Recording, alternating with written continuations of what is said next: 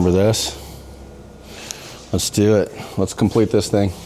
So last time we did this, we had all the connection points. We ran through pretty much all this stuff. You know, it doesn't look like a lot, but I think it took a lot of time, at least to film and document the process. We have the interior of the fuel vapor extraction line going out to the port. What we're gonna do now is we're gonna take these and we're gonna start building that three-dimensional shape. Let's recap this assignment. That is what we want to build. This thing is a little bigger and a little straighter. That sounds weird. Than what we had. When I look at it like this, I don't like it. It doesn't make sense. But I think once we put these shapes into it, it's gonna all make sense. Something that is tough. When you're building sheet metal stuff like this, and you want it to be nice and tight to the edge, you're trying to tack something where you can't get to it. And you can build it with Clecos, but I don't think it makes sense to put that much time into this, so I'm gonna try to do this the most effective way I can, where we can get tacks and stuff onto this top plate, because this top plate, this one, which is, you know, where my thumb is the first one we wanna go after. So I put Clecos in the lower portion, but obviously I can't hold this shape that I want too much because the Clecos are infringing. There's so much stack going on between the optic armor, 1/4 inch, 1/8, 90, and then a 90 on the other side. It's hard to capture this stuff. I'm gonna try it anyways, it needs to do it. So I'll try to capture Clecos from the backside so we're not having those pointy little fellas stick out.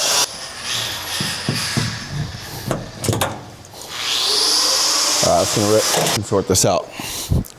Now we can get this cap right on here and look at it.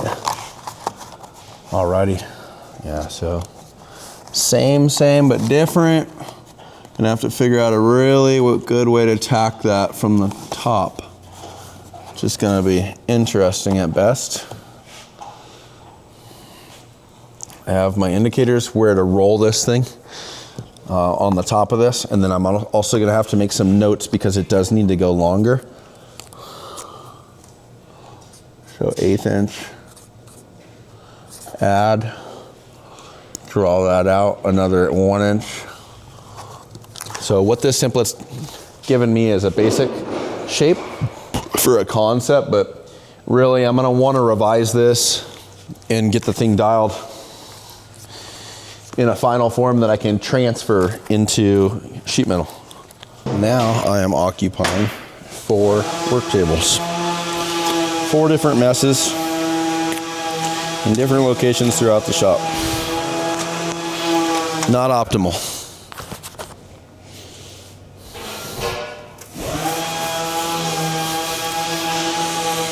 I haven't figured this out yet because I'm so used to working in a small space. And now that we have multiple cars in different areas, it's almost nicer to have a smaller shop because you can like buzz around super close to where you're working. What I'm looking at here is just gonna get my template going for this. I have information drawn on this thing. It's gonna be a little sloppy, but I got the basics off of it. And I have enough where I can add what I need to this one, and I'll cut this one out, and then I'll just use this first one because since we're doing left and rights, I'll just transfer the data off of my first one. So first and foremost, and then we want that. And then we want that. So pretty basic. Just gonna shear this stuff with the electric shears. This is a proper investment. I would definitely buy proper American expensive shears, not the Harbor Freight ones, because they dole out fast and the trips you're gonna make just to replace your warranted shit is gonna suck. So like I said, I'm gonna cut this guy out. This is what I was talking about. This spread indicates the roll, and it's kind of a conical roll or a cone. So it's not just parallel roll marks, but it's actually spread like a cone. So that's going to be a good indicator for me for the driver's side or the passenger side. But at least I have my, like I took some notes here. Anytime I put a pause, that's actually like a plus sign with a circle around it. That means add an eighth. At this point, you add an eighth. And then I have that, which I knew was, I should have marked it, but it's to add an inch. So this is going to be the shape I'm going to start with. I'm going to cut this one out. I'll transfer it, cut another one, so we have two.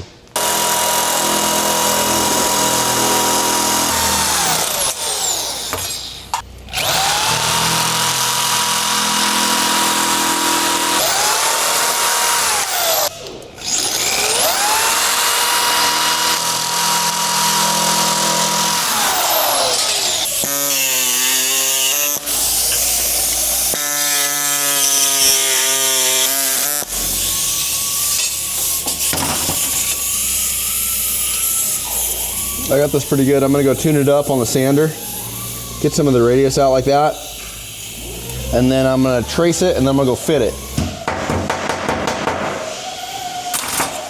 So the reason that I'm gonna go fit this is because I wanna just verify that the additions from the notes are accurate to being on the car before I cut two. So what I can do is I can at least trace this.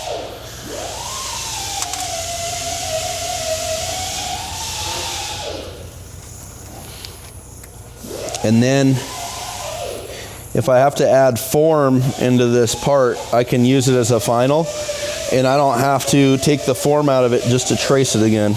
And if I have to make modifications, it's just an easy notes I can take, you know, just on the part, and I can do it transfer style. So I also indicated the roll center, start, stop. And that's just, this stuff's so easy to form. It's not a huge thing. Now we have this data in here if our piece checks out. So what I'm gonna do right now, let's put a little bit of form into this thing. I'm just gonna do a simple pull on this thing.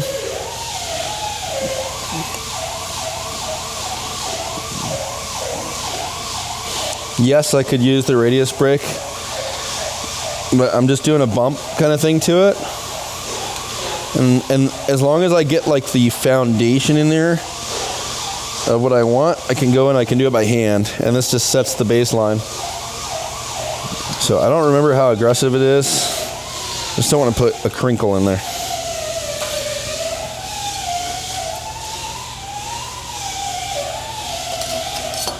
I do a lot of stuff by hand and by feel.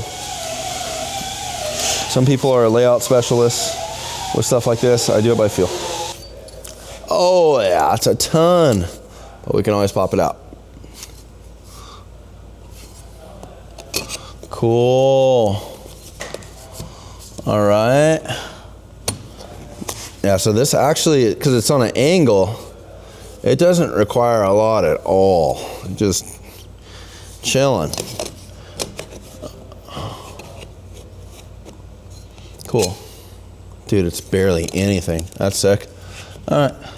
How are we going to attack that is the next question. Well, we know it's good. So if you want to see. So I'm looking at this and it following. You can see there's a parallel. And then I'm just kind of stepping it over here. And that's going to be our shape. It's got a really smooth transition.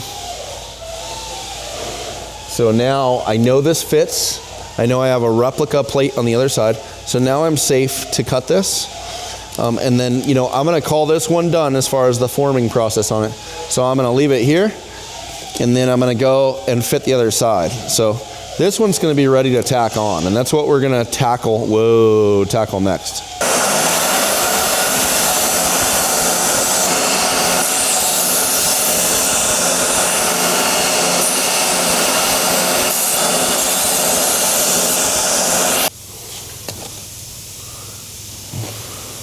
So subtle, it's crazy. Cool. Yeah, it's gonna rip. gonna be a lot to go on through here just because getting that mesh in here. And then we're gonna have to cut out a hole in here after it's done because we wanna not cut a hole in this thing yet so it holds its rigidity. Cut out a hole when it's done so we can service the back of the mesh.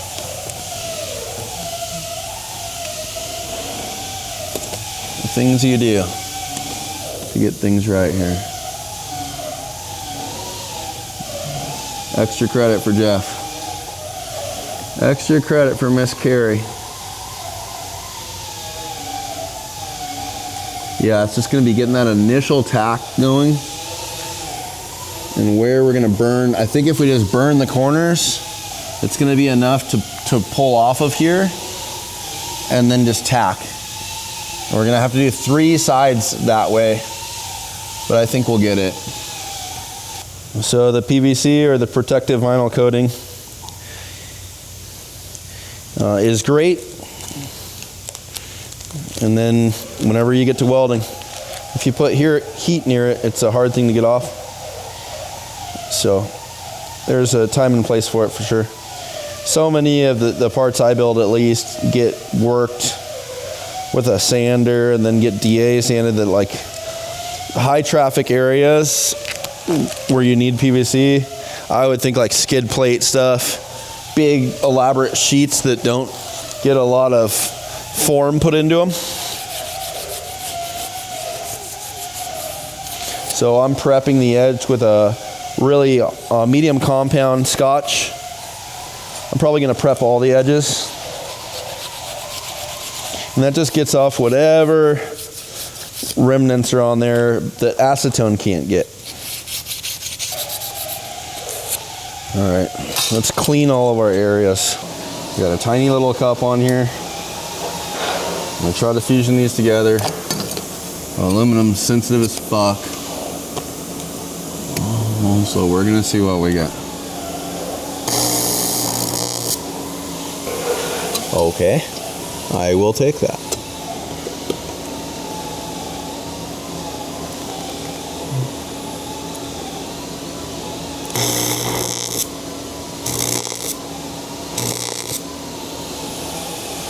Solid. So it kind of worked out just like I was thinking. We got this to button up, but we got at least a corner hit on this thing. Brr, bye-bye.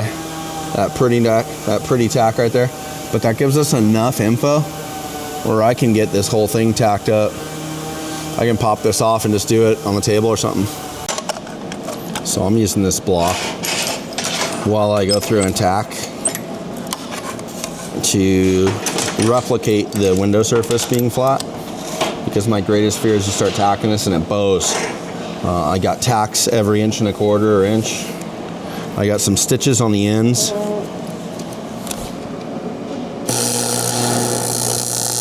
Aluminum is very devious. It will play tricks on you, and it will move and bend when you don't expect it. So it's better to over prep for that stuff and get your ass kicked, which I'll probably still get my ass kicked at some point here.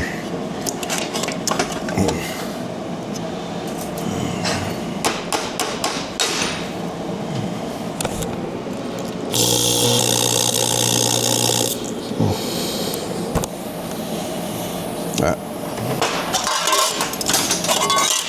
This is what I'm looking for.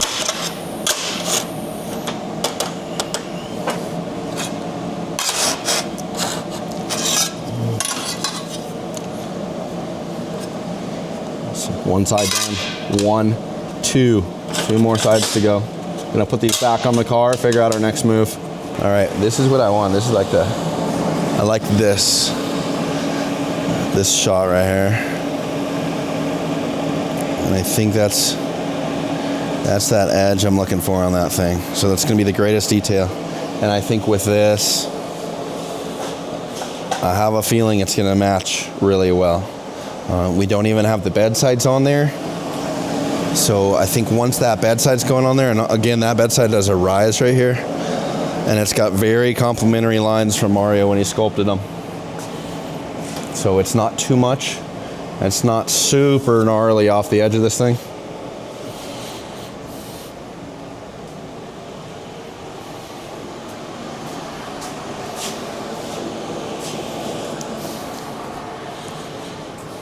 What do you guys think about the roof rack? What do you think we should do besides just drop it down low? You think we should tin a new structure where it's all tin work going up to it and there's no exposure and there's French tin lights? So there's some stuff going on here. There's things with this that don't want to do the other thing. So for instance, this roll will do that, but when you put a crease in it like this, that's where it starts to get complicated. And that's what we want with this. When you start to form that, I'm wondering if you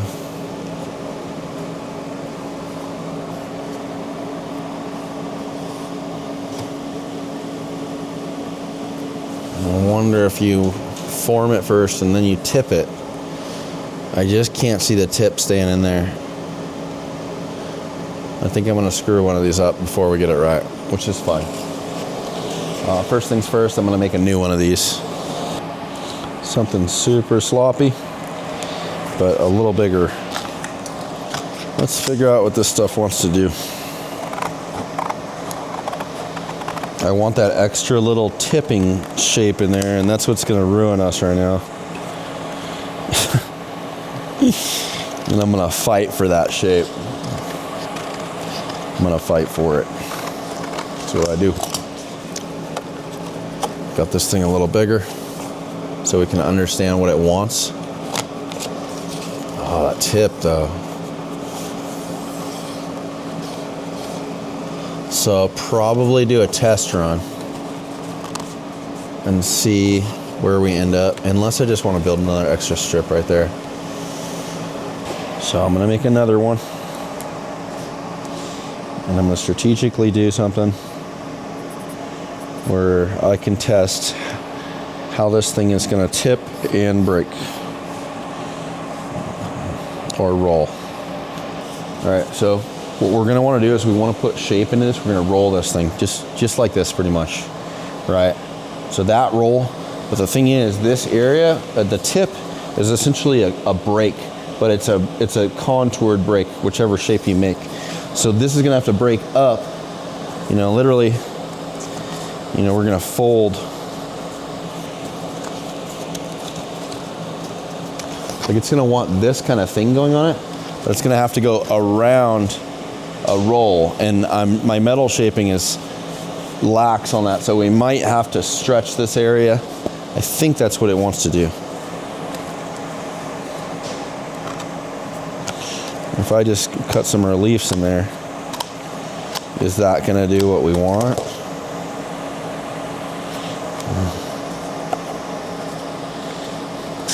Remember, I form metal, I don't shape it. And it's a whole nother art. And I think that is gonna be the move, because when I do this, it expands it just how I want. So already, yeah, that's the move. Okay. That's gonna rip. I'm honestly gonna tighten this up. I just got information that I'm gonna stay hold on. Sweet, okay. But that wants to go all the way up there. There's that radius. Yeah, that piece is suspect. I think I could still nail it though. We're just gonna have to add. So let's say that's gonna go 1/4 inch extra. So let's go 5/16. Then this is gonna be the rip for the roll. Oh, I think we're gonna get a win. So that is gonna be the tip. That's the shape change. This shows you the stretching it wants. We might need to get a little more even to here. This gives a little bubble. But it has this lip. I'm gonna leave it long because I can't, if I'm tipping stuff here, I can't, it'll deform it, so I need to leave a proper width so the dies get it proper and consistent, and then I'll trim it down to fit.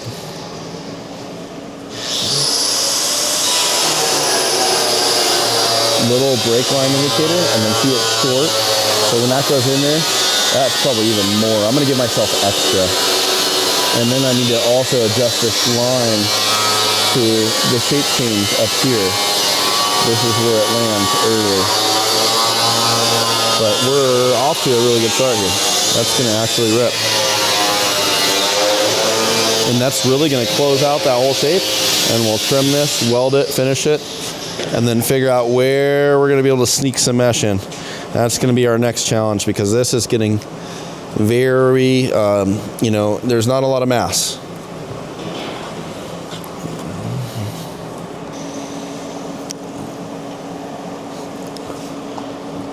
So every expanded, you know, where that slot is, this is the beauty line. It's gonna add a really nice lip. And then it's gonna just tie right down into here. These areas are showing the stretch of the aluminum. So I'm gonna leave this profile, I'm gonna cut that nice, because I can count on that, that's not gonna move. But this stuff where it's gonna get worked heavy, I'm gonna leave it a little longer, and then I'll trim it to fit.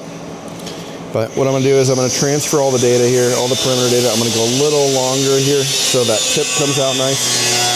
I'm gonna roll this area just to nudge it into what the form wants, and then I'm gonna tip it. To get that out of the template, to get that layout, I'm gonna lay the template out with all the perimeter, and then I'm gonna go back with scissors, I'm gonna cut this beauty line, so then I can lay that out in the template too. So this we know we can leave rough. Burp, burp, burp, burp, burp, burp. We know that's a tight dimension we want to keep, but we'll still leave it rough. We want to go right to there. I'm going to leave that.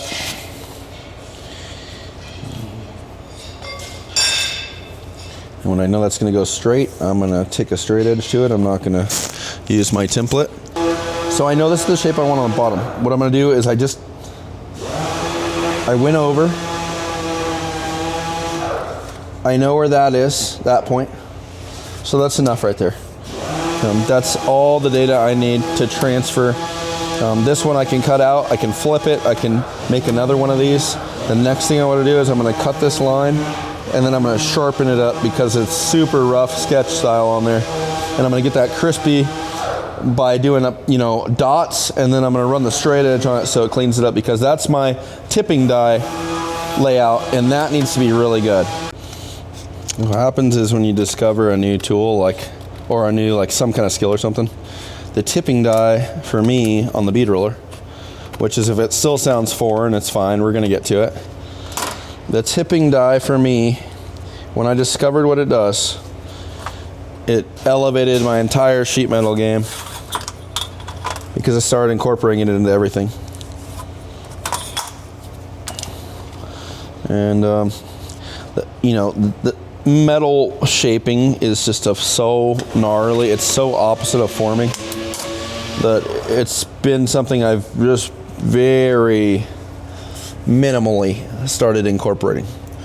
And you know, I don't know if it's worth it for me to learn that stuff with where I'm at.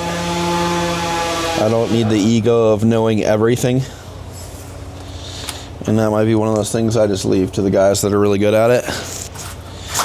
And I do my shit.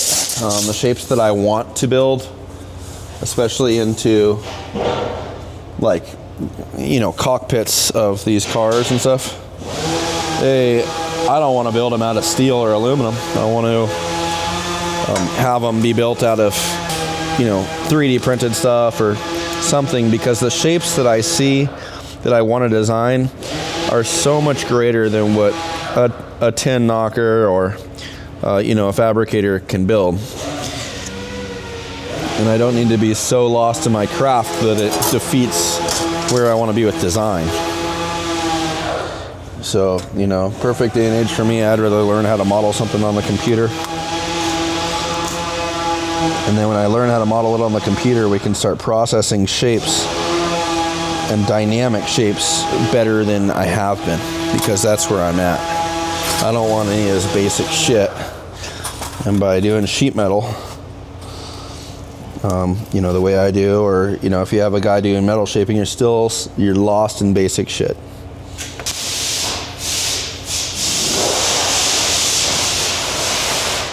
So what I did is I refined the line to get something better that I can count on when I tip this thing. So I'm gonna lay this whole thing out twice pipe, but flip it so we're dialed.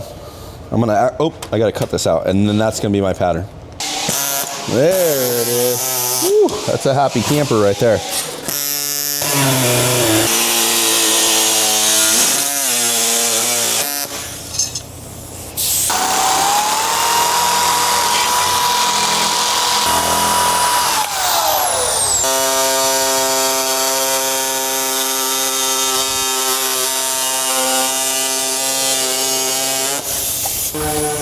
I made a mistake right there, but I think it's salvageable.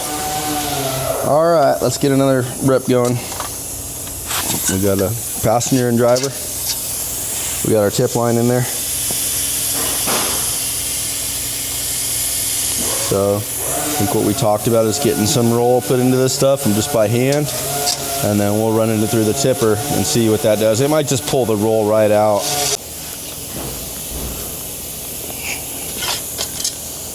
Pretty hefty.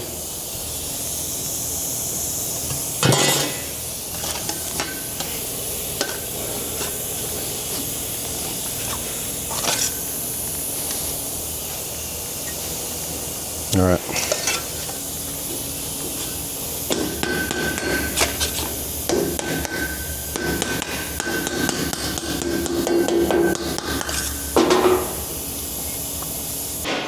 So that's the tipping die. I don't know what it's going to do because we have this dramatic shape, and I put a lot of extra shape into here in case that starts to get flattened out when we put a die through it, because we're essentially building it reverse. So it is what it is. You know, this is an experimental one that I'm going to figure out and learn from. Got to go slow with this stuff. It's just a multi-hit. Just establishes our line. Lets you forgive a little bit.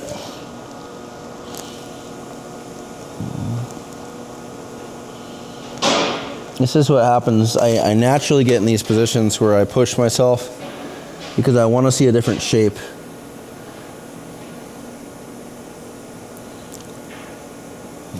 That's my finger, man.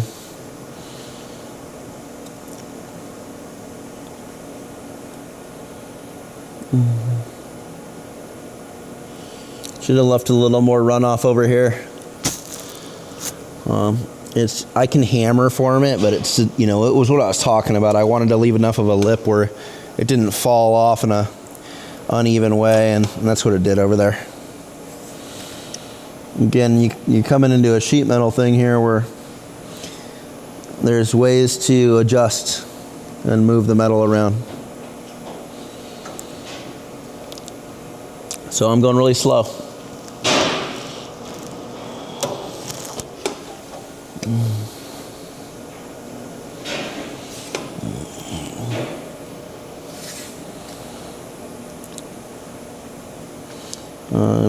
And the answer to why can't you just do a bunch at once? I don't know if I have the right die or not, but I know that if I do a lot at once, it starts to leave a V pattern in here, which it's already looking like it's doing. That's a lot harder to work out. I think that might take some stretching to relieve that area. It's under tension right now. We want to stretch it out to get the shape we want out of it. So let's do that. So cool, but that's not going to do anything for us right now. I want to pull this out. So we left off with this guy. I started to stretch it here. I have the stretcher out, and then I really had to resort to this thing. This is a planishing hammer to start getting this, and I have it just right by the car so I can fit this. What you'll see here is it's starting to take shape. It's not perfect yet, but there's enough flat on the bottom here where it's almost ready to tack. That radius is almost ready to tack. This corner is almost ready to tack, you know, to that point. We're gonna wanna trim on this upper section, you know, but there's still that right there. I wanna get that closed up so we can, you know, ideally, and then this I left long. Remember we talked about leaving that top corner long, so when I put shape into it, I'll just trim it. But ideally what we want here is we don't wanna be pressing super hard on this to tack it, because that means it's pulling on the base plate. And my fear with this is the base plate not landing level like it does here. That's what we want on all sides. So this part, when it's bolted to the car, it doesn't have like waves or gaps on the mounting surface. So I'm gonna keep working this piece. As soon as I feel comfortable with it, you know, where it's starting to lie, like this stuff's okay. Obviously there's a big booger right here, so this isn't gonna let that go where I want it to go. But this I'm gonna fold down. You know, we're gonna wanna trim here, and we're gonna want it where it's just about good enough to tape on the car. And then once we can tape this on the car, I'm gonna move to the other side. The other thing to look at is just the blue here. That's a rough of where we're gonna wanna cut out for the mesh. So the mesh is gonna have to have some roll. And you know, we're gonna have to, before we do that cut, we're gonna have to really think about where the hardware goes. So it's not infringing on anything here. The hardware is my one area that I'm kind of nervous about as far as how we're gonna reach into there.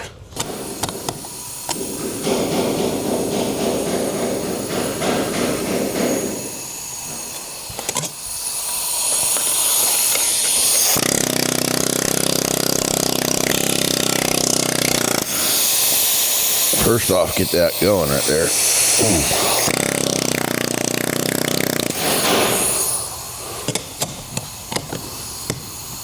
I'll flatten this.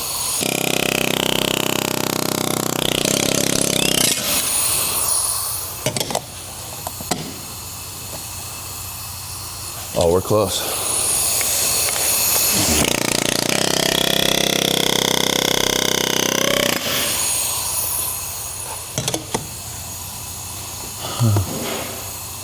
That goes in right there. I want to hit this. All right, a little trim so this can fit proper, so I can get an idea of what's going on here. So first things first, that. So I have all this pretty good. It's weird when you start, like, at least for me, right? This is all new to me. When I start shaping something, one thing I do can affect the other stuff. So like, it can like make other stuff reverse, but I knew this was gonna happen. That's why I left it long. So everything else is where I want it to be. I'm really comfortable with the rest of it, but that portion up there, I don't think I have a hoorah to get out of that. You know, besides just tacking a corner and starting to work it down and then filling whatever void is there. It's kind of like it is what it is thing. I'm gonna try to adjust it one last time, and then I'm gonna call this one good. It's got that lip like we talked about. It doesn't get greater. I mean, I wanted it to kind of fade into the middle, but I still like what it's doing, so I'm gonna leave it.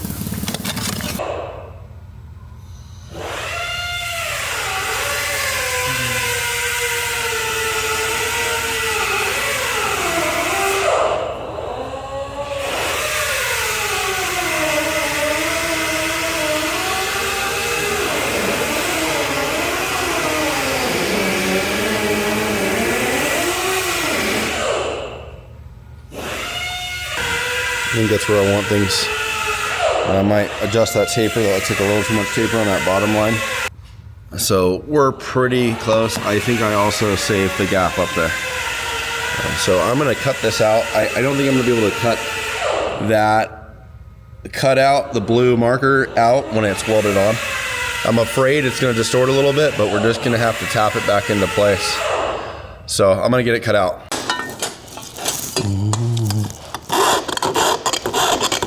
I can also use this opening as a template for the other side, which I'm gonna make sure I take that data.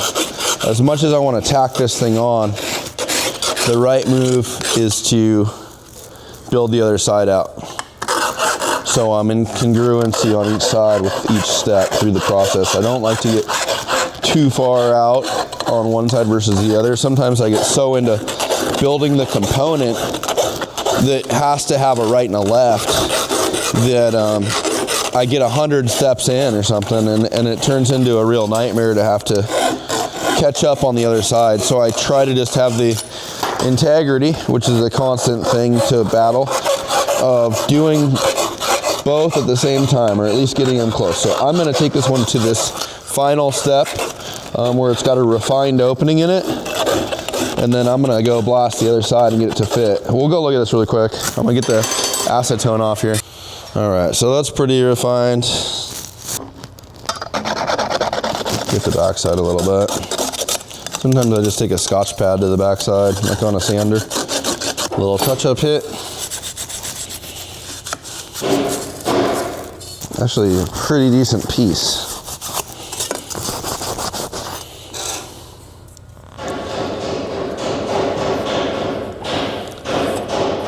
Let's go look at that.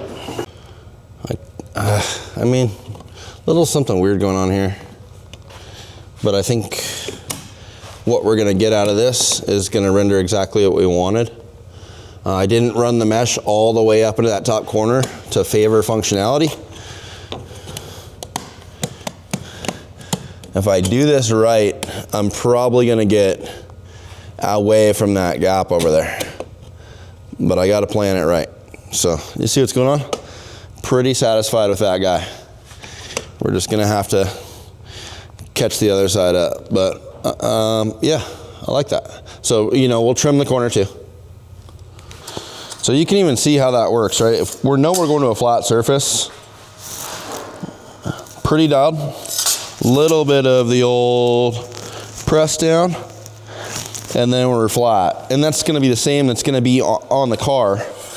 So, you know, what I had to do here is I had to trim a considerable amount off the corner. And you can see it's more of an elliptical radius than like a circular radius. And if you look, that's right, that's what that wants to be flat, right? You can tell if I trim that off, this thing's gonna lay down. So right now, let's just tip it. Follow the same program as this, because this also has a lot of bulbous, you know, convex shape to it. And that's what I did on the planishing hammer, is I ran through that and got something really organic that you can't just get with a flat sheet. So I know for sure I had to hit this edge pretty heavy. You know, I think we're gonna just have to put this on the car, but I'm gonna start hitting this edge out for sure. It's not a ton of tip, right? There is here, but the rest of it, it doesn't look that prominent, and almost this one looks like there's too much. And I'm probably gonna hit some of this out right now just to get it back to shape, but you can see where we're going. All right, right off the bat, we got some work to do. I'm not gonna worry about this lip that's past here. That's gonna be for my trim face. But what I am gonna look at is where that one, there's a hard shape change here. And that's what I'm gonna wanna put into this piece right now. I'm gonna mark that and I'm gonna break it with my hands. Okay. Let's do what we want here.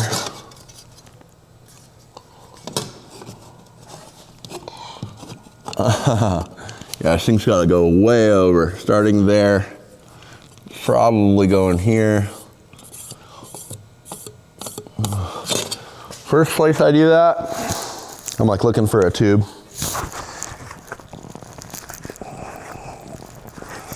It's an abrupt one.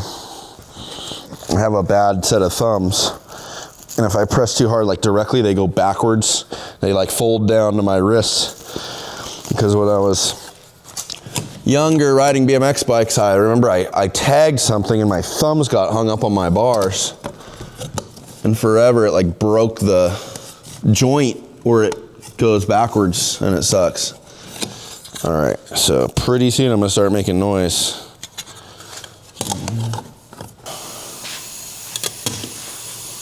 We're almost there. A little tension. But it's getting happy. It's funny, I was talking about repeatability with this, and it's just muscle memory on what needs to happen. And then I started taking some measurements just of where things are per other piece. This hole will give you an illusion, but we're actually really good with, we're within a 1/16 of an inch just on this stuff. So it kind of checks out to be what it is. I think I'm also going to get a win on that top corner. So not worried about that guy. Got some excess here, but we need to be careful because when this goes down, we got to be very mindful of how we tack this and how we're holding it. Because we're doing a Clarke-less procedure here. That's still going to render a good result, but I'm almost done. I'm going to trim this area. I'm going to trim the edge on all this profile, and then I'm obviously going to make a pretty robust trim on that guy. And then I think we're going to be in a really good spot to get this thing to the same level, and then also get that hole transferred into there. That's going to be an easy one.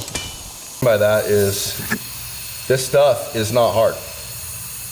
It's just a skill set that you acquire, that you learn, and you learn usually by trial by error or trial by fire. So, you know, figure out ways to save yourself time, and also if you're building stuff for people, you want this stuff to go as quick as possible. So what I want to do is I want to get that shape transferred to this guy. Put chipboard back here to a profile part that I can count on, meaning I'm gonna, ooh, a little warm energy drink.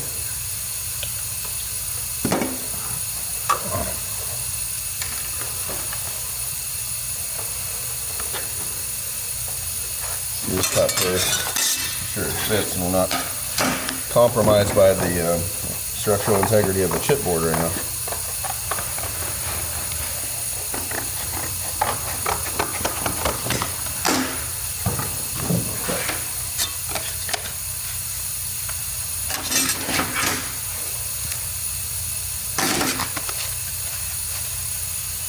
What can I rely on?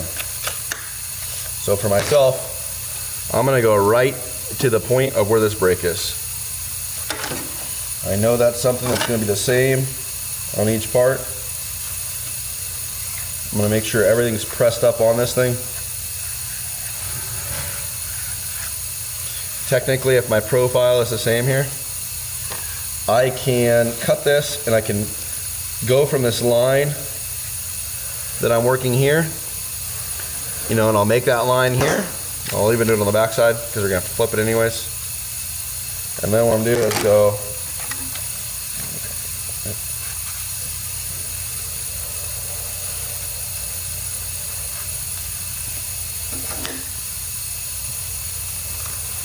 so this is enough data to get my mesh cut out exactly where I want it. Is it exact? Probably not, no.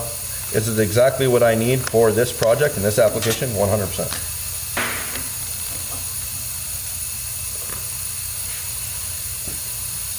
So, cutting board and a razor blade, you can do this too. Oh dude, my knife is dull, man. I need to sharpen that thing. I'm gonna make sure I cut on the outside of this, because if I cut on the inside, it's that drunk driver Sharpie tip that'll be making my entire interior shape too tight. And it'll increase it by 1/8 once I lay this out on the new part. And then when I do lay this one out, I'm going to lay it out with the extra fine tip, not the wide tip like this, or I guess a normal Sharpie tip. So this is what we need right here. Take this guy. I have this marked already. Put it right into here. There's the break. It's got a little edge here, so you can see that edge, but I still know where that break's gonna be, and I trust this. But I'm gonna draw it on here and make sure it looks right first. I'll just trace it on. I'm gonna clamp it, so I'm not trying to do double work holding and drawing. We'll go from there.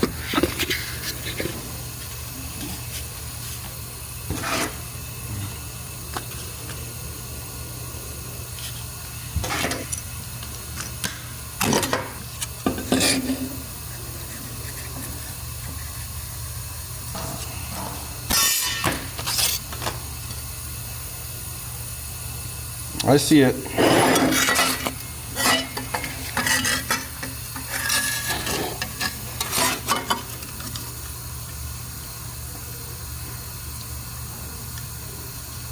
I'm going to adjust it a little bit to my liking.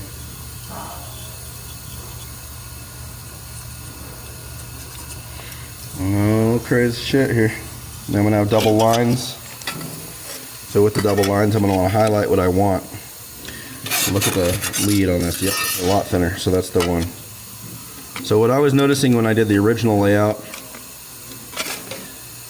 on here is the transfer, the meat on the bottom here didn't look equal per what this original layout was here, the one that's circled. So I scooched it down to be consistent. I know this looks confusing, but what I do is I do a marker arrow.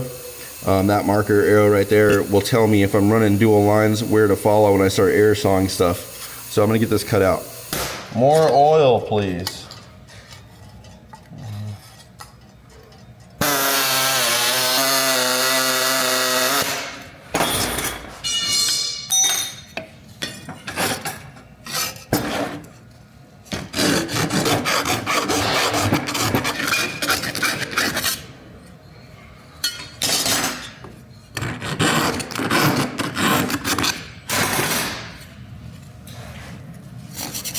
Same deal, a little cleanup, opening cleanup. Burr is gone on the backside too. Edges have been sanded. Oh, you want to see something? I went to go stretch this because I was gapped on the other side. I stretched it and I cracked it. I made do with what I have, so I know the edge doesn't look straight right there. You can see like the tip draws in, but I'm hitting enough points where I can tack it, and then I'm just gonna fill the little areas. So I'm not concerned about it at all. But this is a pretty solid match here. Pretty good.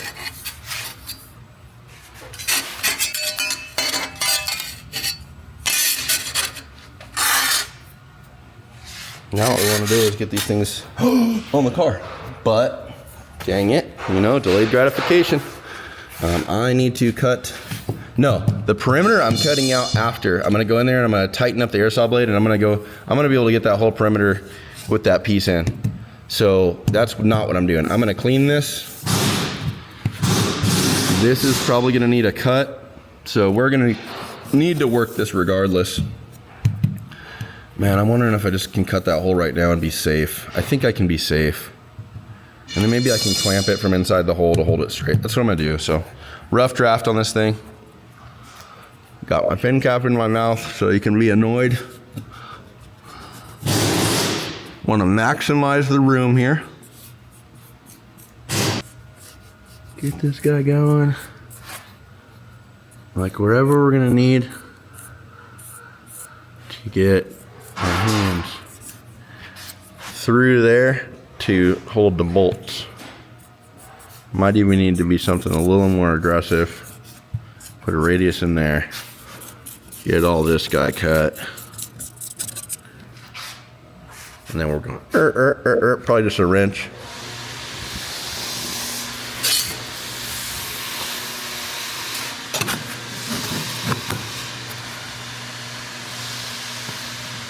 Slick, neat, raw. And then we're gonna trim that whole corner. So I'll probably clamp this. This is annoying, huh? You wanna see something crazy? I do so much work with the cap in my mouth, and then you don't realize when you're thinking you're clenching on it. Some heavy tweaker shit. So let's see here. What I'm gonna wanna do is get this thing exactly where I know it wants to be, and then I'm gonna mark this, and then I'm gonna take this whole piece out. I'm gonna prep it. I'm gonna clean the edges, I'm gonna scotch it, I'm gonna acetone it, I'm gonna cut the middle part out, we're gonna put it back on here, and then we get to tack. But look at that shape. It's pretty cool. I'm into that. Oh, let's see what this wants. That's gonna be cool. That's gonna be cool.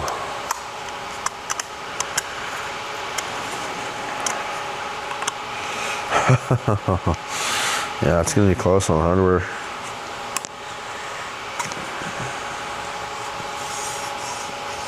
It's gonna work though. Probably gonna take this and get a pattern on the back side of it. Once I cut it, I can just trace it onto the next one.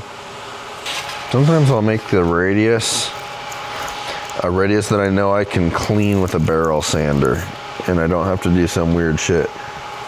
If I can get away with it. Most of the time I go off design. I go off what makes sense for the cutout that I'm doing. That guy probably just be a single hit. No, it still wants a double. So what I'm gonna do is I'm just gonna lay this out, and then I'll cut this one out, and same deal, I'll just put this thing up there and trace it onto the other side since we have matching parts. You know what's crazy? Every time I build something, I fuck up. And when I get super far down the road where everything is going good, it makes me nervous because I gotta find my apron. Because then I'm like, dude, where am I gonna mess up? Because I feel like whether it's big or small, somehow I never make it through one project without making some sort of mistake. It's never perfect. It never goes streamlined. And it's something I accept.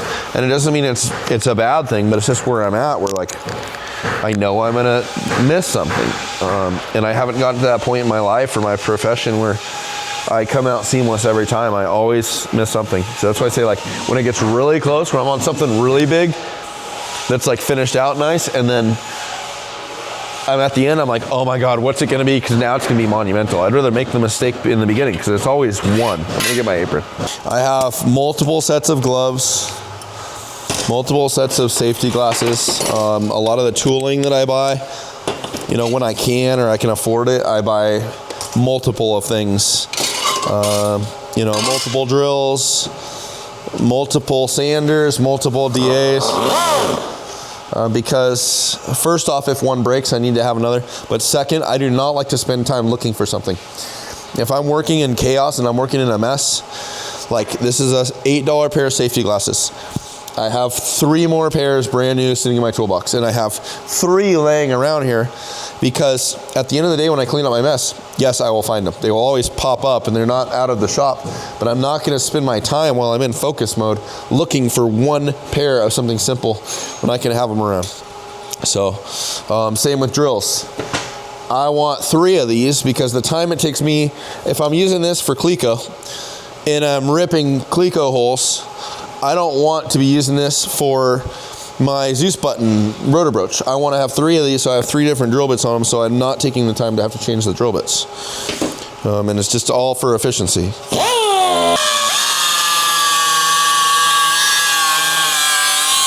couple straight lines I can rip off this thing where I don't have to use the air saw the entire time.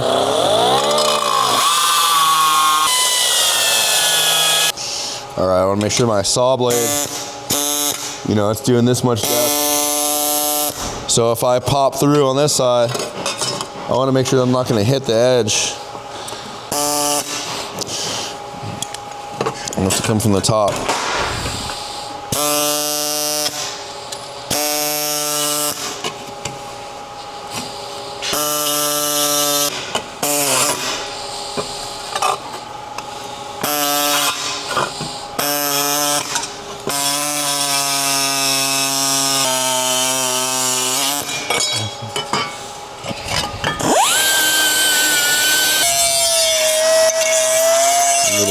From the backside.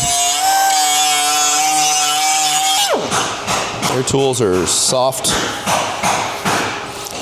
tools, meaning like it's hard to make a mistake, or take too much from them. They don't do a lot. When you start using an electric sander is when you start removing material, or electric cutoff wheel or whatever. So I'm going to clean this area because I'm never going to be able to get in here again.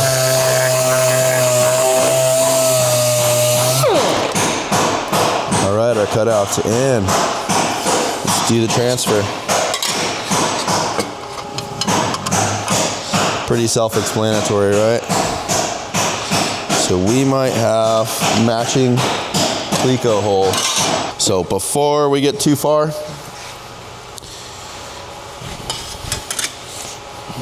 we got this guy here. We got this guy here with that cool thing there. What I want to do with this is get the template for this. I'm gonna, get this. I think I have it. Anyway, so I'm gonna make a new one that has the template for the cutout. So when we go to put the mesh in here, we'll be able to just use the template and cut the mesh to size and not have to try to get something in there to figure it out, because it's gonna be welded and sealed. You guys can see what I'm talking about with it being tight to get, hardware into that thing. But where there's a will, there's a way. We're gonna get it. This is on number 1, so we're gonna get number 2 still. We're just working through each surface, making sure that I'm retaining a flat surface and we're not teeter-tottering. Doesn't mean that's not gonna happen once we start ripping full welds.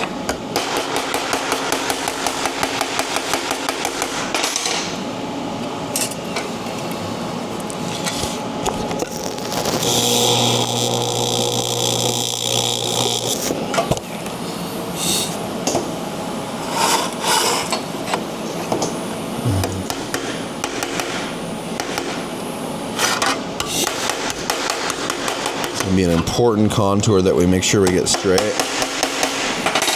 because that's going to be a highlight. If the car is moving by, the reflection will read on this thing, so we want to make sure we have everything as consistent as we can.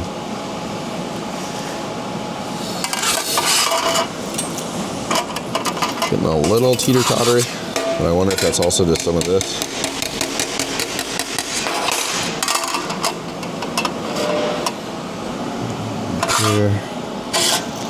Clear. Okay, maybe a little bit on the nose.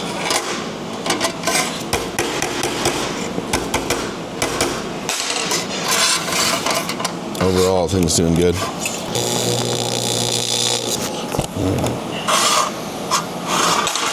All right, that let a little pop out, but that's okay. If that's where it wants to be, we're gonna let it live there.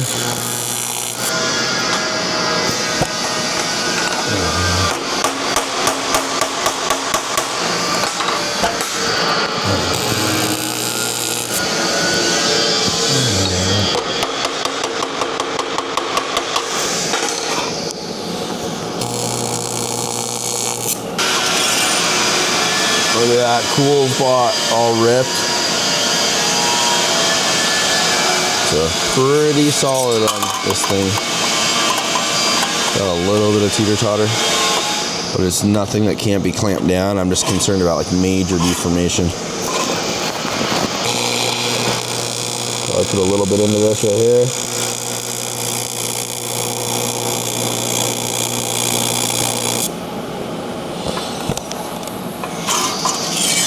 On this side.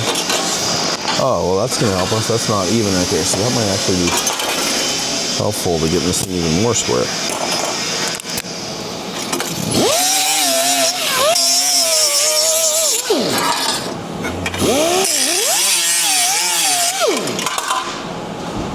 Meh.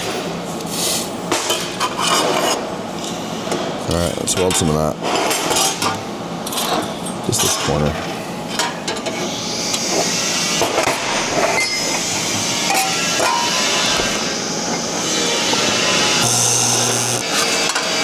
So even that felt like it did something. That's my fear here. I'm not going to try to hit this thing back if it starts moving. I want to get it right the first time. So it's close.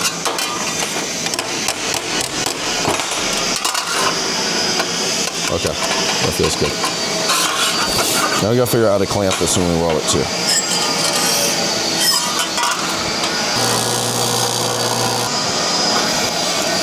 All right, track fix.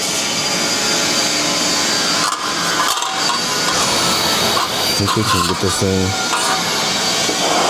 caught up, or get the other one caught up. Success. All right. Okay, we air saw this bitch really quick. We don't cut corners, man.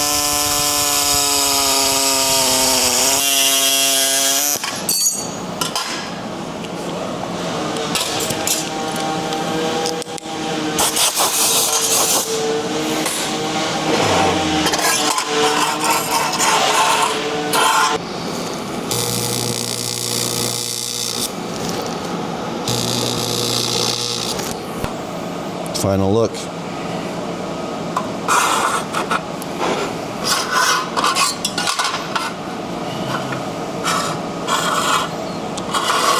So what we'll do now is the easy part. I mean, welding is going to be somewhat easy, but really the finishing is going to be nice. I'm just, I'm still concerned. Aluminum expands and contracts. A lot of metal does, but aluminum is very soft, and it does it in a way where I could weld this whole thing, it could turn into a banana. So I'm going to be careful. That's pretty cool. Let's see what I can get. Maybe take my time, just get some of the problem areas, maybe not weld it all consecutively so it doesn't go like a piece of slag. Go from there. So I'm controlling the amps with my foot. I'm holding a steady amperage, but I'm not wide open throttle. And I know I have more just in case I need it as far as amperage goes.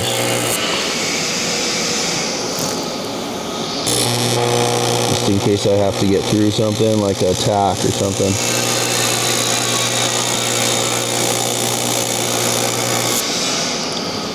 If I'm fully pinned and I don't have a way to get out with power, if I need to get out of something. Alright, here we go for lift off. Have we lifted? We have not lifted. Well, that's good. Just kind of using gravity right now. I need new rod soon.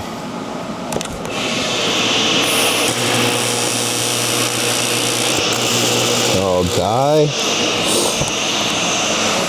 Alright, this is going to get boring. I'm just going to weld all this stuff and I'll get back to you. Alright, check it out. It's flatter than it was. I kept some counterweights on this thing. I left like just these guys doing this thing while I was welding it, and I'm telling you, it helped it, and it just kept it grounded. So we're solid. So this one's done. Did some pretty good seagull shit all the way through this thing. Should be ready for a nice sanding. I got one more to go. I'm going to do the same process that I did this last time because it worked. I think I'm pretty much kitted for what I need here. So, main sander to get all that off. Big file, smaller files, a trusty little finisher file. 3-inch 60 grit, 3-inch surface conditioning disc. 5-inch dual action orbital sander with another backup pad, and of course my favorite, a blow job. Gonna get some power going to this thing. We built this table, and it's big, and it's 3/4 inch thick, 3/4 of an inch thick, but it's tall, a little too tall. I would like to have a clean way to hold these items, but I don't think there's gonna be one, so I'm just gonna hold it as I need. But you can see what we got. Feeling really good. This one's got something a little bit, but I also don't know what all that's gonna do when I flatten it out. So right now, first thing we're gonna do is get as much of this as I can with the flap disc. I also need the wax. Something else that we may run into is low spots on the weld. In areas where I'm trying to retain a nice edge, and there's a low spot where the weld was either hot or, you know, not enough weld or something like that. So we'll see. I am going to do this for at least the initial sanding. Just precautionary. I've done enough breathing of aluminum in my life, and I want to live. Oh, the beanie makes it complicated.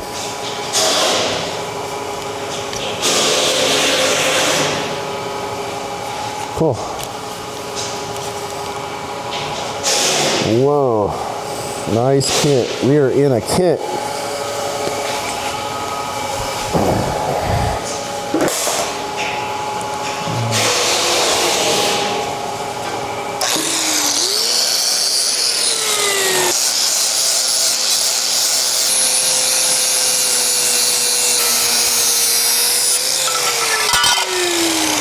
Oh yeah. Oh yeah. Oh yeah.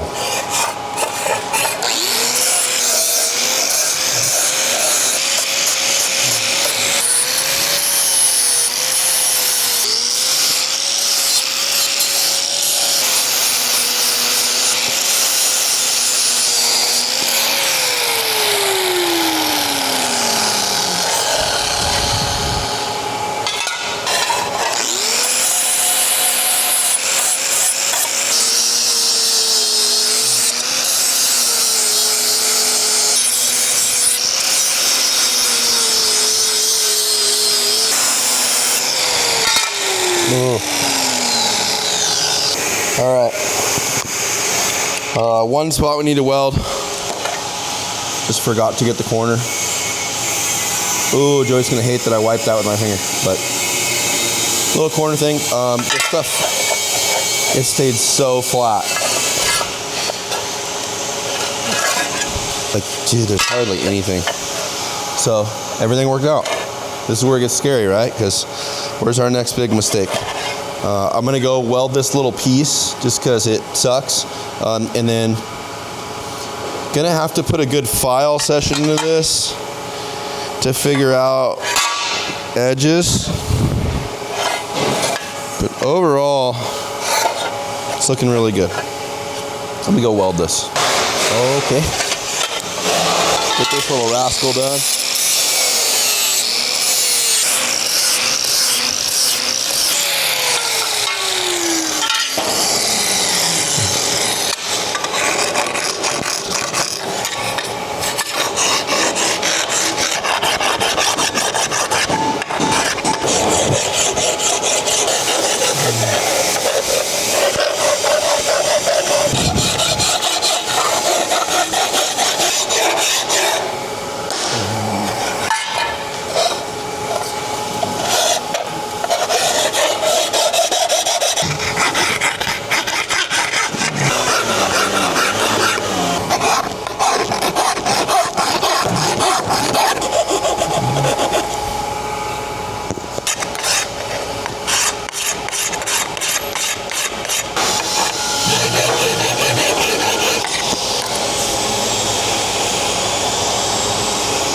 Pretty dimensional edge. You know, everything's flat.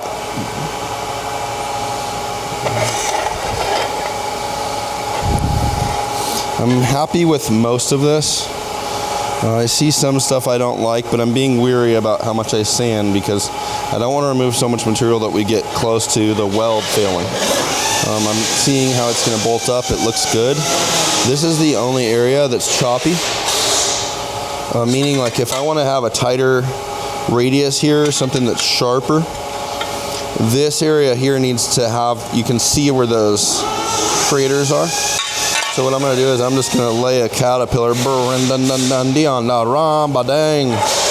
same here. That's not going to support a tight radius, so that's going to need to have another rip right there.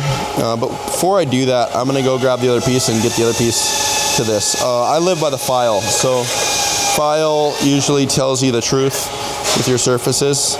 You can get stuff good with sanders, but not like a file. So we're close. This is just the finished work. It's rewarding, but it is involved.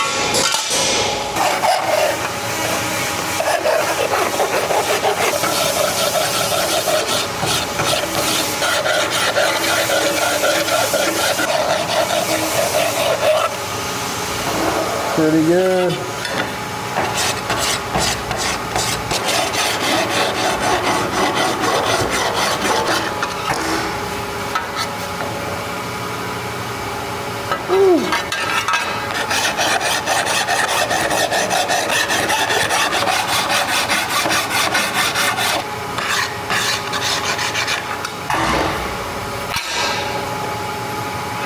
You see what we got here?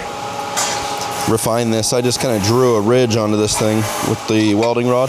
I also drew a point down into this thing. I did it on both sides, so there was a couple little fill holes here. Same with this guy. I wanted to sharpen this thing back out, so now it's got this really slick, neat, raw danger point to it. Drew a point over here. I know it looks ugly. Drew a point over here, so I'm just going to finish these out and then get to our next level of finish work on these things.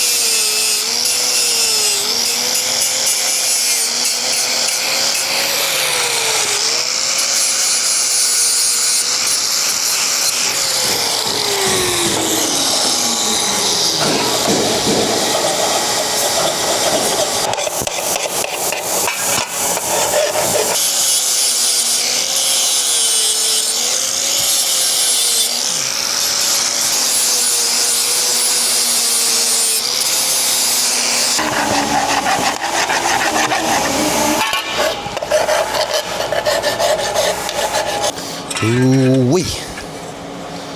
Cool. Cool, look at those are. So our mesh cutouts. These things are pretty decent. So let's go get them finished a little better, and then we'll leave them.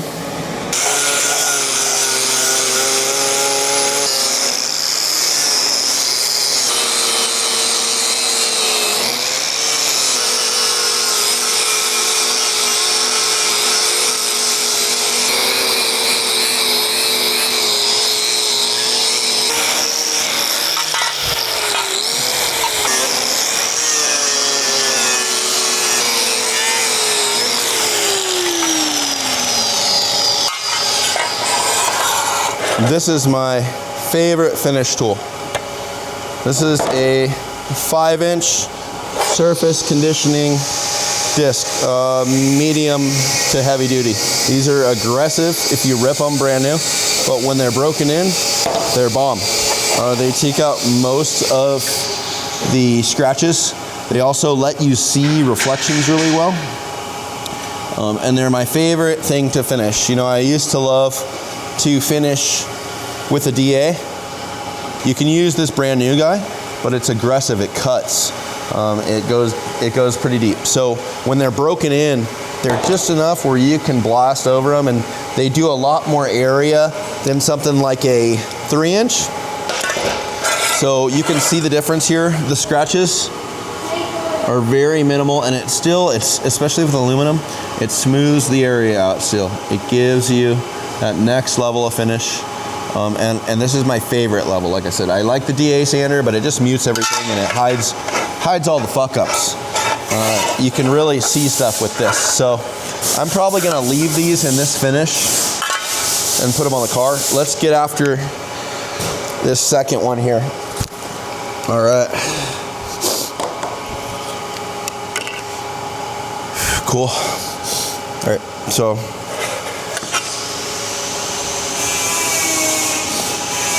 I'm like looking in the viewfinder, so pretty pleased with these. I think I've said that already. I'm gonna leave them in this form, and I'm gonna continue on the project. Thinking about cutting that mesh out right now though. Fuck. I'm gonna cut the mesh out.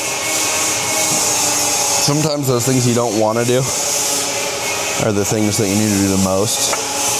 And if I just get that done now, I don't need to worry about it later. So what I'm gonna do, I am going to distinguish where I can put hardware into these things. And then I am going to drill for hardware. I'm thinking already 1, 2. Here. What do we need? We probably need this one for sure. I don't know if we're gonna make that. I don't know if we're gonna make that. I don't know if we're gonna make that. If we can get away with it, maybe that's all we need. I'm gonna form that piece to it. You know, we'll just see what we can get.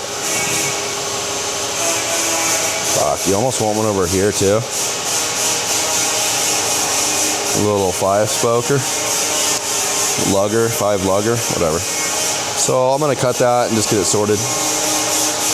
We got the backside pretty clean too.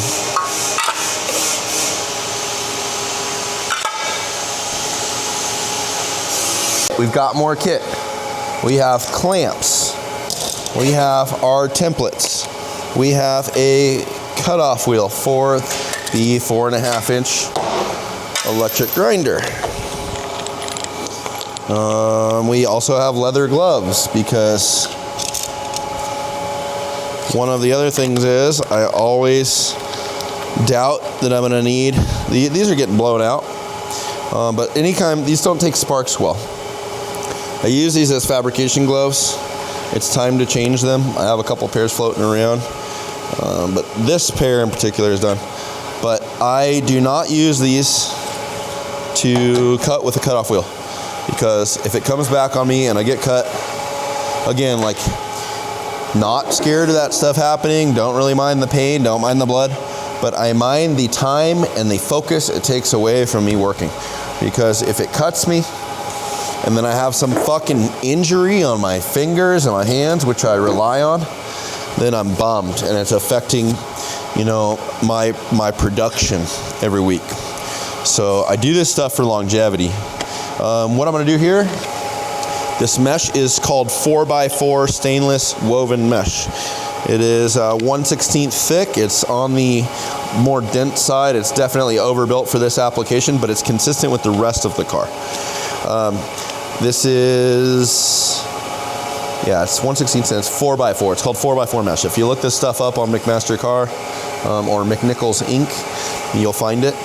Something to look at here, I want to know, you know, okay, so this is going to be, this is noted passenger, so we know that's that.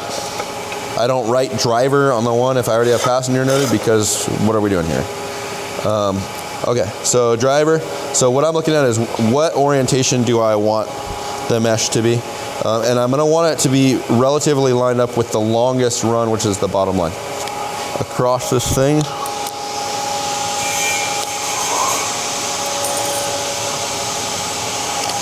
So with this one too.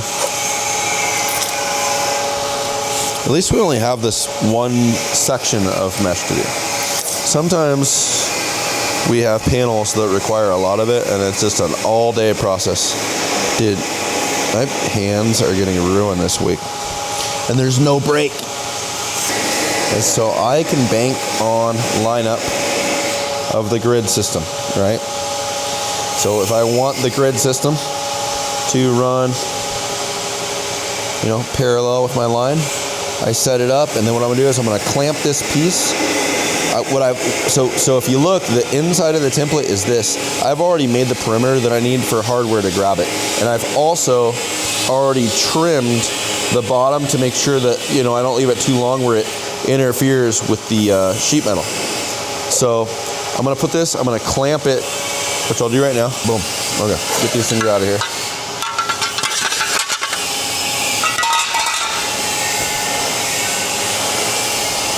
Can I get a twofer over here? Twofer. Come on, dude. Think it through. So I'm not wasting material. Oh yeah, I got a twofer. Probably just gonna be a single clamper on this guy.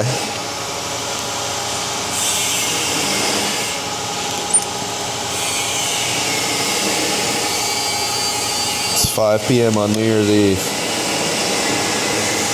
And I'm so grateful. It's been a hard year. It's been one of the best and worst years of my life. And I'm so fucking grateful, man. And I just look forward to it. I never do the New Year stuff, but this this year has been something where I look forward to what we get into this next year. You know what? I got a cold. I'm gonna rack the respirator. So we're gonna go silent. We're gonna go dark on this thing. We're gonna cut both of these out. Simple, no crazy shit.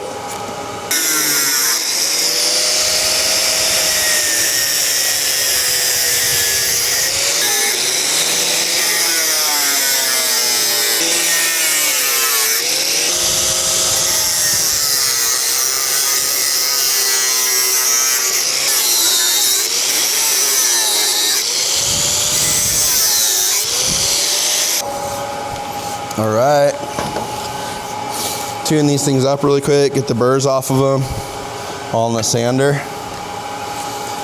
Just so you can see, I'm pretty much just cutting that template steadfast, clamped to the wire mesh. Makes it super easy. You know, just to remember, I took that template first, and then I did a big template, and I took the inside opening, and then I blew it up enough to where I knew that I can fit hardware in this open area on the outsides.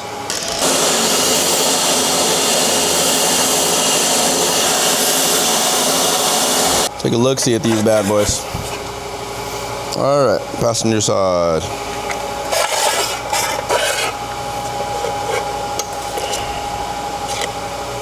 Knee gloves. Henrietta! Oh my goodness! Who is this little thing? Who is this little thing? Oh my goodness! Oh my goodness! He's smiling. He's smiling. Hi, baby. Hi. Gonna need a little bit of a cross roll on that thing. Going winging it.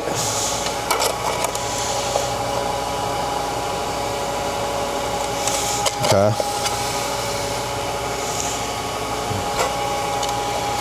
Okay. Oh, we might need to form this a little bit.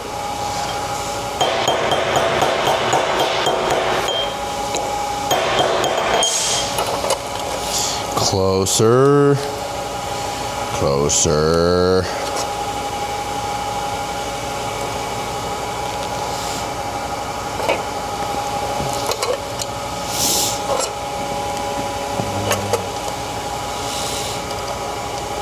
Okay.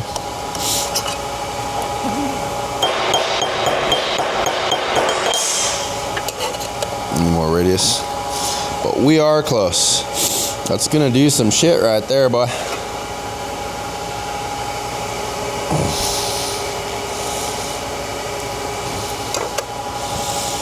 Little goes a long ways, huh?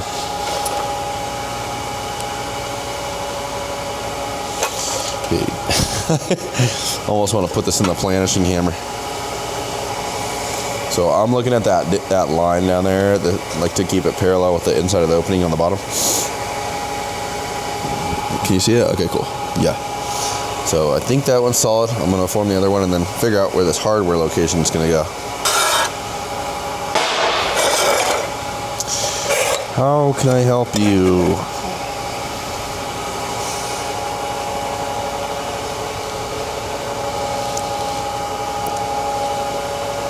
Ooh. There it is.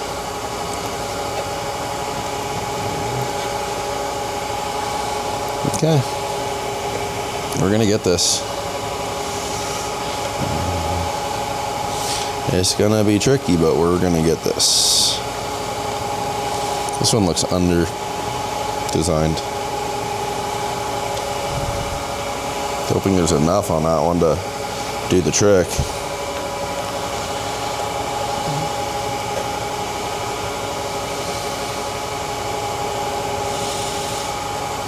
Depends on where we put these things.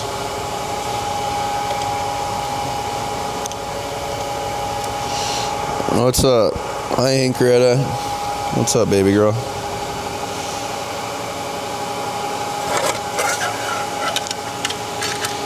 Oh, it's gonna be even hard to get in there, huh?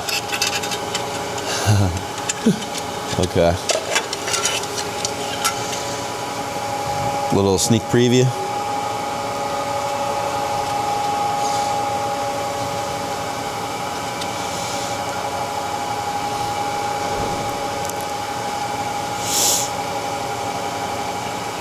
Yeah, that's tough, dude. Find it or grind it on those holes, huh? So what I did is I started to form the mesh in a convex shape that's keen to what's going on here. So I think we're only going to need 3 pieces. 1, 2, 3 hardware locations to hold this in. And this thing is seated down into the bottom, heavy duty. There's nothing I can do to press it out. So I think it's going to hold itself in there under tension. I want to verify I can do that with the second one as well before I make the call just based on the first one. Danger close. Time to move on pretty soon here. I got some 10 hardware. I was going to use 8s, but I'm going to use 10. 10 fits in here really proper. Well, it kind of does when you put it in with my centering pin, which is not here. I like the 10 is the perfect size. I know it's tight right now, but I think it's because I worked, yeah, see, it's because I worked the actual panel. But it goes in well. So what I'm gonna do is I'm gonna locate my 3 holes that I want. This won't be centered. I'm gonna offset that top hole a little bit towards the rear. But I'm gonna get them equal as far as off of this guy. Lay that out, transfer it over here, drill these, finish them off. Just put a bolt and a nut in there, have these ready to go on the car. And then what we probably need to do, I think I'm gonna save the drilling and tapping till final. So if I have to take these off again to treat them, I don't have to do an unscrew process on all this. When we'll just leave the clecos to rip, and then we'll get going on the inside, you know, running. We'll put our other portion back on, and then we'll run, well, we'll make our mount for the blower first, for the PCI air pumper, and then we'll figure out our run. I'm gonna leave the mesh in right now, and I'm gonna drill this just to see where I come out. I'm 3/8 of an inch away from the interior of that cutout, which is pretty close. I usually do 1/2 inch. Then sometimes 5/8, sometimes 3/4. I'm doing an 1/8 inch pivot hole right now because I don't want the bit to walk. Primarily what I'm checking too is if I have enough excess mesh. Okay, we're in right there. Where's my other guy? We're in right there. And we're in right there. Cool. All right. Now what I'm going to do is I'm going to get these holes bigger. I'm only running 1 drill over here right now. Like I said, I have about 4 messes going on. Not too proud of. Look at those lights over there. That's cool. I'm so grateful. All right. Drilling out. I go a little bit over on the size for the hardware, so it can kind of find its place with the mesh, and it's not super constrained. That'll also benefit us with powder coat. Yeah, that's pretty cool. We're kind of just right in there. See that hole? And then, you know, these are going to be tough to get to, but they are definitely workable. So let's patience, right? Let's leave this one as this. Put it over here. Let's go back to this guy. I want to take some measurements really quick and just make sure that I'm on point with the layout. So let's check height.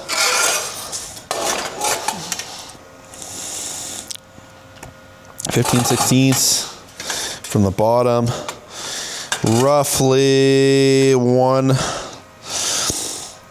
and 15/16. Okay, so inch of gain here. So roughly, yeah, so 1 and 15/16 is going to be a little lower than that is. That one's pretty much on point. Now we need to just measure. Do our 3/8 like we talked about. Boom, done.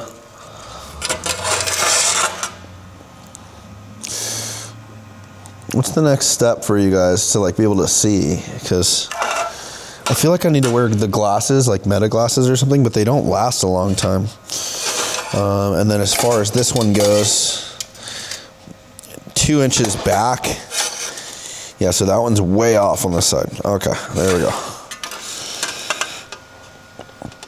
3/8 rip. Let's burn that right there. 3/8. This chingaderas over here, I'm gonna have to readjust this. Wish me luck.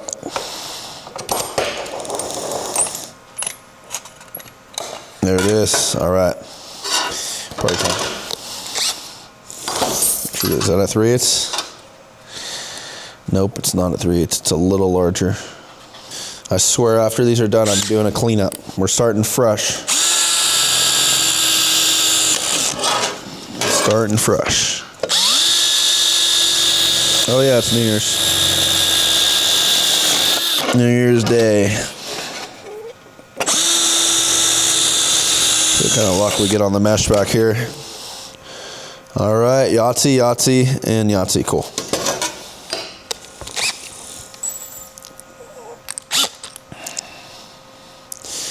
One thing I realized with the snap-on stuff when I go work on the property, you know, if I'm like up putting panels on something or, you know, just doing whatever I got to do outside, the snap-on stuff is not completely optimal for construction environment.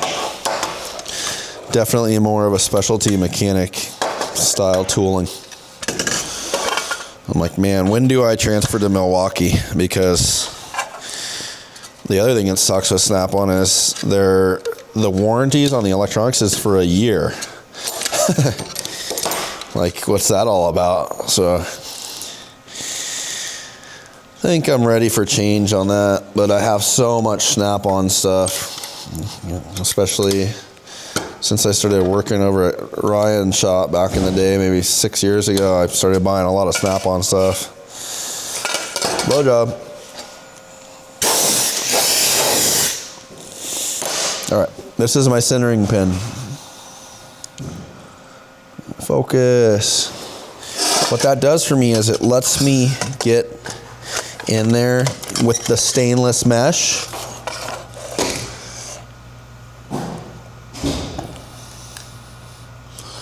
It lets me like center up where I want the bolt to go, so it goes in easier.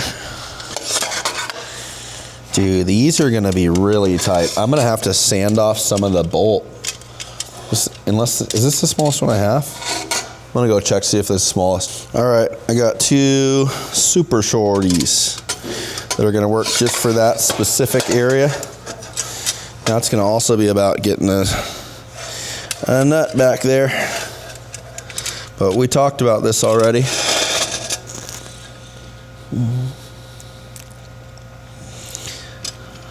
So hold that in place. Yeah, it's tight. It's like really tight. Whoa. Go on. Yeah, I'm gonna have to mod this thing out a little bit. So I only have Nylox right now for all our 10 series, like metric hardware, and this is going to require like a low profile hit to get it right.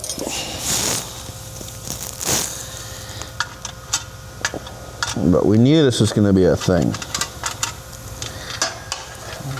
Thank goodness I got this axis hole back here. Now it's just going to be about finding it. And are we in? I bet we're in. Uh-oh.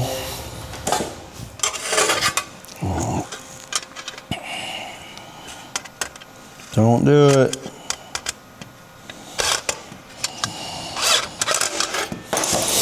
Boom. All right. Next hardest. So same deal. I'm going to set up with my centering pin where I want this thing. Make sure it's gravy. And then I'm going to stab this guy. Capture on the back. Nylock's going to fit normal on this one. And you guys, I do use an impact to put these on, but it's being very careful and methodical with it. When I'm doing a lot of these, or I'm going through a lot of thread, I religiously put Loctite on them, because every time I don't, it gets me. I'm like, oh, I'll be fine. They're just little 1024s or 1032s. And then I'm seized. And then I'm trying to figure out how to cut a bolt off in some sketch area. There we go. Ooh, we're close. All right, let's get this last one.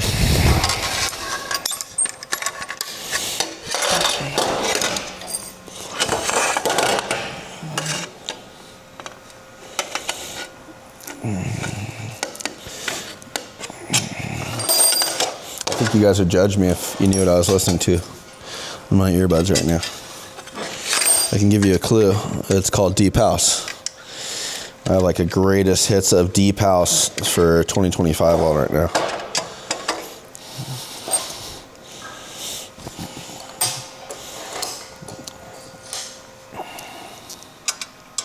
I listen to a lot of different music. I don't really listen to too much classic rock, but it's because I also used to have to listen to classic rock in the metal shop where I worked, where it's just on all the time. I think it was KLOS, or Aero 93.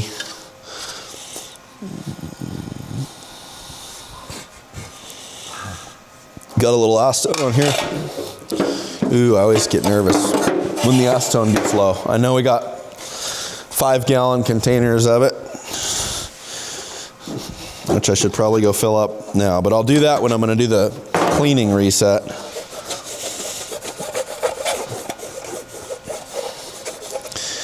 Almost wish I would have DA'd them, because there's just scratches in them, but got her. So one down. It's conformed, no gaps. Happy camper. Dents not moving. I mean, that's solid. So we're ready to rip on the side of the car. Check this out. Cool contrast too. So somewhere about there.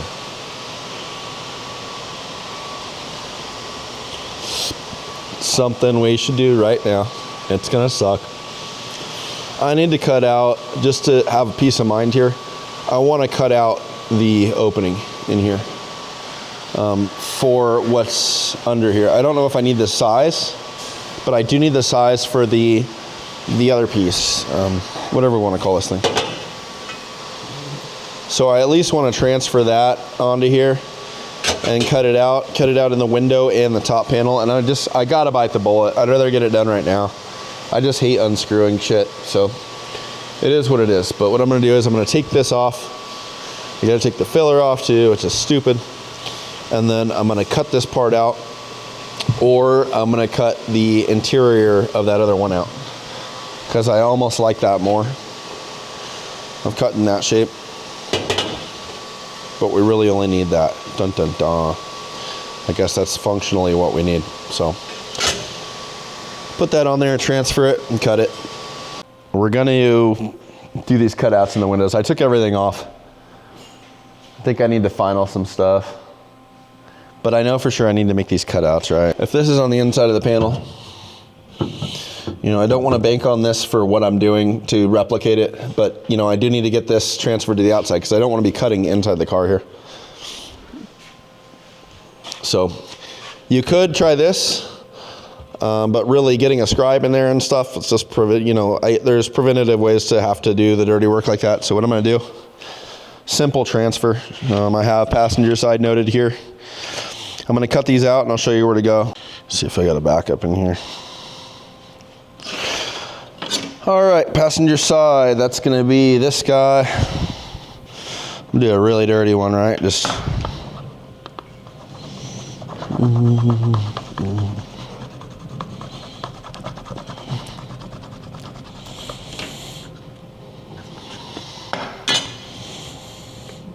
now, I don't want to rely on just that when I start cutting, because just based on the lighting, you're relying on a kind of a shadow indentation. So I'd rather get pin indicators on here. And I don't need it perfect because I can simply cut better than that layout pretty easy. And then what I can do is I can just take a couple holes, transfer a couple of holes off of these guys onto this template, and then I can operate off the outside of the car because I just locate this with the Cleco holes directly from the template, put it on the car, transfer it, we're done. All right, I'm gonna transfer a couple of these guys. So don't get confused, that's why I marked this stuff, so that is driver. Find the one that doesn't say passenger. At 1 location, 2 location, and 3 just for fun. 2, adjustment. 1, 2, 3. X out that one, the slip, boom, done. Brought some friends. Oh, yeah.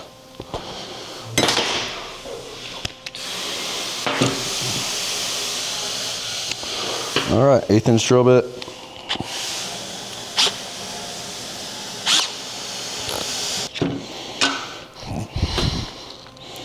What's under the cup?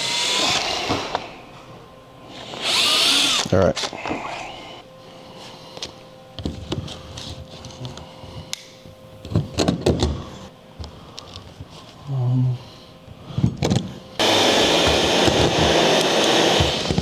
I'm gonna cut that frickin' hole, and I'm gonna do it on both sides, and then we're gonna put this stuff back together.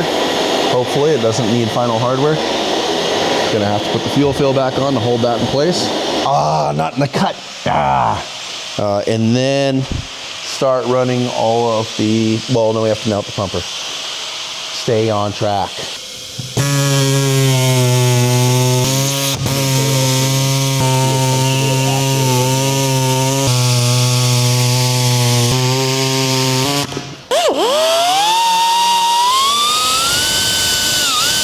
Try to get it nice and square. I'm gonna just put this on for mock-up really quick to test out where we're at. That's kind of a surprise, I'm like right here. Just to see if I need to clearance it more. We got a good opportunity here. So, see how the tubing is going in at an angle? I wanna sand, and I'm gonna use the tubing, I'm gonna leave it on here, and I'm gonna use it as a guide, because it's already been barrel sanded, to just get it, I'm gonna lightly touch it, you know, but I'll get it right there where the chamfer on this, or the trimming is in line with this, so it looks like the thickness of the window is doing the same thing as the tube.